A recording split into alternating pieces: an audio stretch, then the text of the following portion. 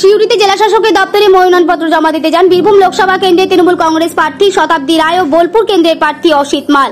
তার আগে সাহিত্যা নন্দীকেশ্বরী মন্দিরে ও সিউড়ি রক্ষাকালী মন্দিরে পুজো দেন এবং আশীর্বাদ প্রার্থনা করেন। সিউড়িতে শোভাযাত্রা সহ মনোনয়নপত্র জমা দিতে যান তারা। তারপর পাথরচাপুরি দাতা বাবার মাঝারে চাদর চরণ দোয়া প্রার্থনা করেন।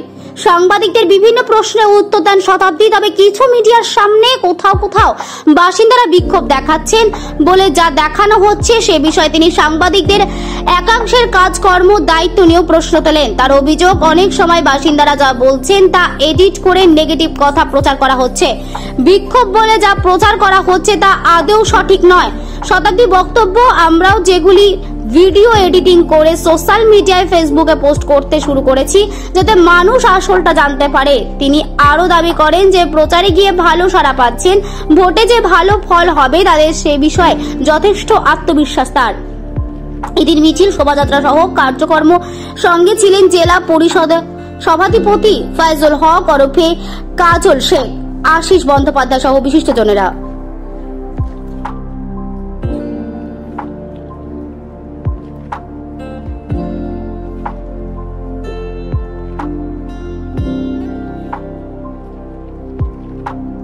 ওরা বলছে, আপনারা লিখতে কেন বলছেন, সাংবাদিককে বলছে যে আমরা তো কোনো ভিডিও দেখেন, আমরা তো ওনাকে ভালোবাসি, ওনাকে চাই, এটা বলছে।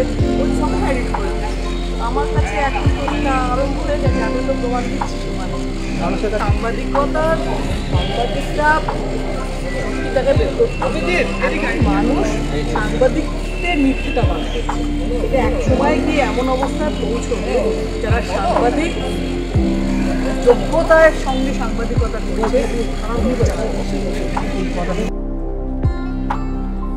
বীরভূমের সিউড়ি থেকে মোহাম্মদ শফিউল আলমের report, smile India news Bangla.